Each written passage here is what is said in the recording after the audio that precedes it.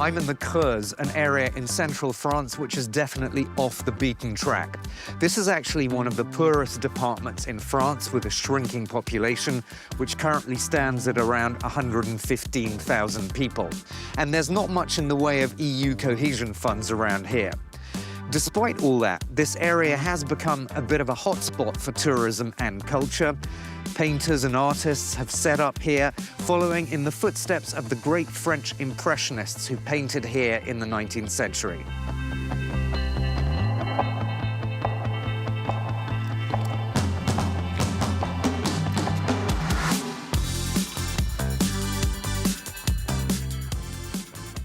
Hello. Hi, nice to meet you. Hi, Helen. Nice to meet you. So this is your house, obviously, but it's also your workshop and your art gallery. Yes, this is it's also my house, but it is an exhibition space which I decided to create so that I could welcome people in. The ones in the corner over there are for Amnesty International on the theme of war, unfortunately, which is, you know, going on a lot at the moment around the world. Do you want to show me how to do a bit of a collage? Because I'm quite rusty. Yes, that would be great. Okay, let's go and sit down then. So I just cut them out and use the glue to... Yes. Okay. So Helen, is it very difficult being an artist in such a remote place? It is difficult and great at the same time. It's a very remote place, so actually selling your art can be quite challenging at times. It would be great if they could get the train line back running through central France from Bordeaux to Lyon. I think that will open up the whole region. You know, we're in a big region, Nouveau-Aquitaine, so possibly some of the funding could go to bigger towns rather than Creuse. I think we're, you know, just justified maybe in receiving some funds. Right, Helen, as one of your new students, how did I do? I think you did very well, excellently. I like the use of the black and white. So what are we saying, 7 out of 10 for this? Oh, I'll give you an 8. Thank you. It's wonderful.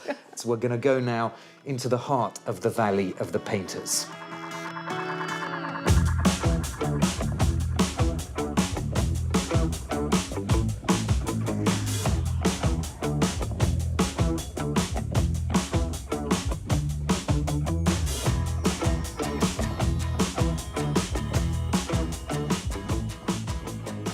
I'm at one of the emblematic tourist sites of the Creuse, the fortress of Cohesion. Where I'm standing was once part of the English kingdoms of the Plantagenets, and just over there on the other side of the valley was the French kingdom. And I'm with tourism director Pierre Vessex. Hi, Pierre. Bonjour. So this is the romantic ruin par excellence, isn't it? Tout à fait. Absolutely. This is the site that Georges Sand immortalized in her books, and she often came here with the composer Frédéric Chopin. They walked together in this very spot. The Valley of the Painters is the emblem and the beacon for the whole 50 kilometers of the valley area, and it attracts between 25 and 27,000 visitors per year. So is this kind of tourist site helping to get the Creuse out of its isolation? Because we often talk about the Creuse as being in a diagonal of emptiness. The diagonal of emptiness is something that was identified by geographers in the 1970s and is still very relevant today. It refers to the center of France, which has been slowly emptying. Residents left in the 1950s and 60s, and this trend intensified in the 1990s and 2000s. Yeah, because the Creuse is one of the poorest departments in France. The GDP per capita here is around 24,000 euros per year, whereas it's around 41,000 euros nationally.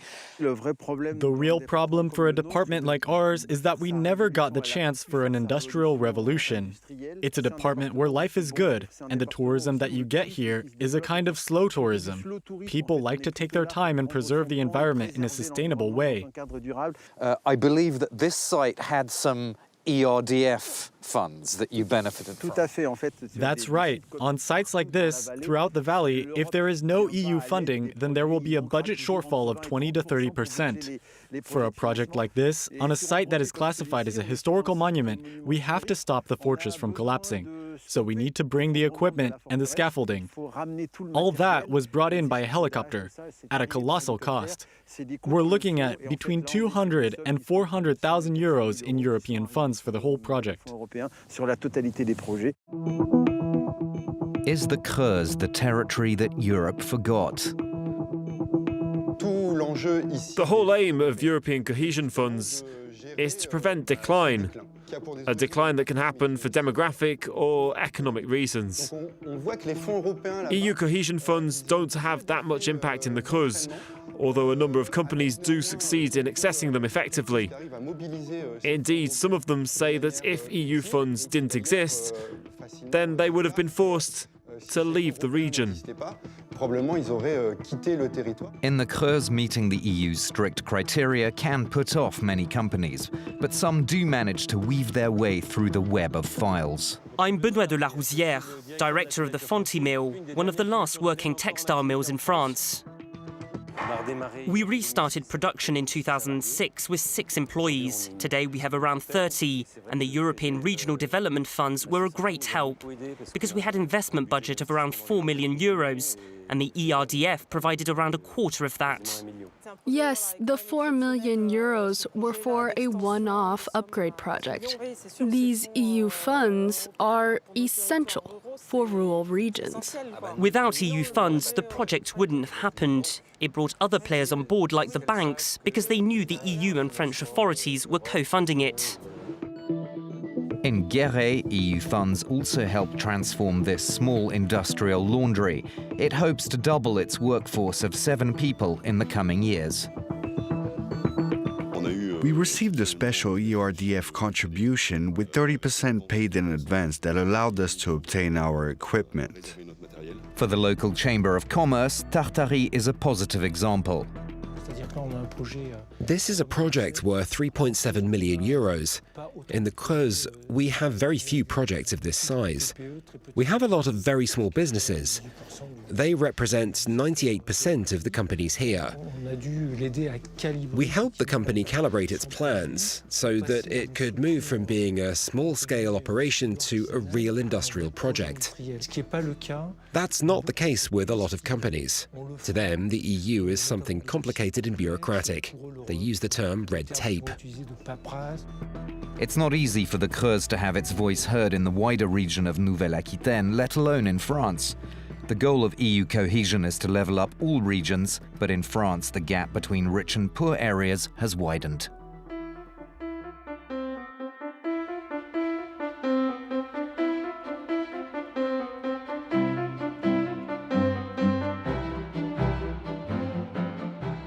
We're now with Laurence Roued, who is the Vice President of the Regional Council of Nouvelle-Aquitaine, which actually is the biggest region in France.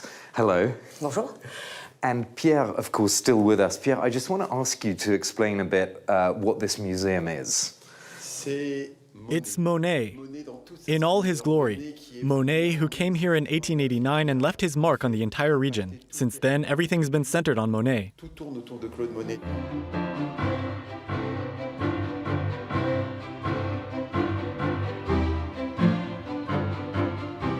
Out of all the different departments within the region of Nouvelle-Aquitaine, the money going from the EU in terms of cohesion funds to the Creuse represents only 1.37% of all the cohesion funds in Nouvelle-Aquitaine. Does this mean that the Creuse is disadvantaged? It's proportional to the population. The Creuse has 120,000 inhabitants in a region that has 6 million. So proportionally, there is less funding overall. But per capita, it remains significant. And it allows us to support projects. Here in the Creuse, the GDP per capita is only around 24,000 euros. And yet, France gets 18 billion euros in cohesion funding from the EU. How do you explain these big disparities? Well, this shows that we need to give even more to rural areas like the Creuse in order to work towards this rebalancing. My regional president, Alain Rousset, has a saying for this: we shouldn't water where it already rains. There is a problem, isn't there, of actually finding partners for EU projects in the Creuse. There are some great projects that we've been able to support, but it's true that project leaders and small and medium-sized businesses need to be guided towards the right EU funds from the get-go. Because it's not always easy to know which opportunities are available. We have just approved a plan for the area called Creuse 2, and the idea behind that is to break the stereotypes that people have about the Creuse, to show that there are skills and innovation here. We just have to identify them and nurture them. Now, the Creuse has many wooded areas and a number of forests, and deforestation is a big issue here, as it is in the EU. A number of companies locally have received EU funding. These are companies in the timber industry, and they are at the centre of a controversy over deforestation. Luke Brown has that story.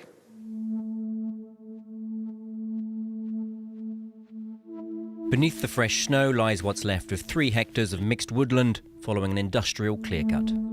This is a cemetery of trees.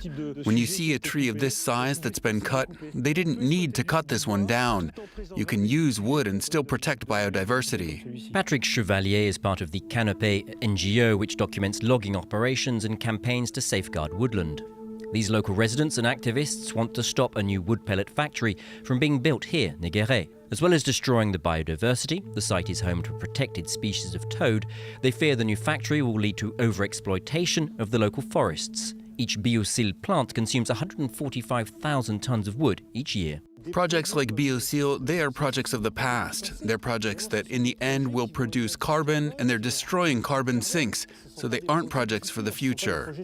In their sites, Biocil, running 24 hours a day, this existing factory produces 85,000 tons of wood pellets a year. Biocil has scaled down its initial plans for the new plant to reduce the environmental impact.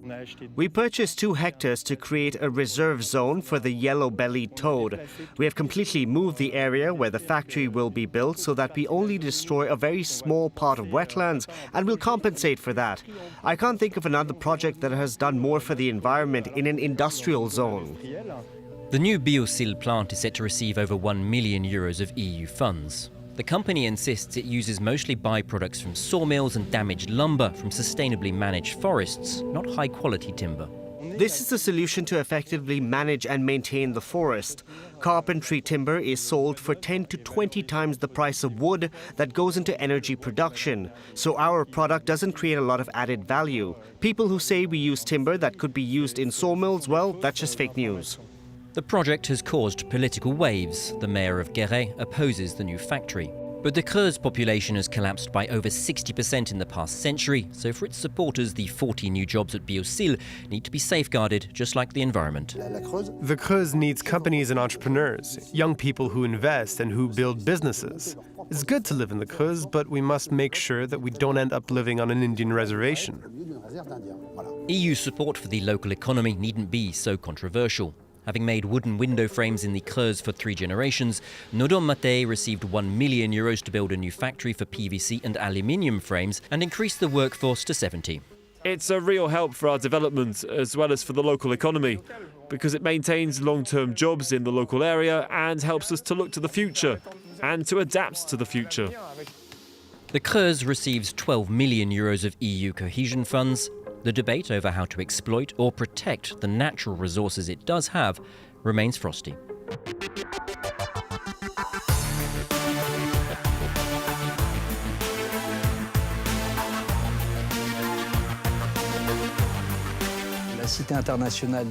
The International Tapestry Centre in Aubusson is a museum that houses a significant collection that highlights craftsmanship dating back to the 15th century. We have about 55,000 visitors a year, and it's somewhere we train specialist tapestry weavers. We also showcase the works of current artists in the form of large tapestries, such as the Tolkien tapestry, as well as works that explore the visual universe of Hayao Miyazaki.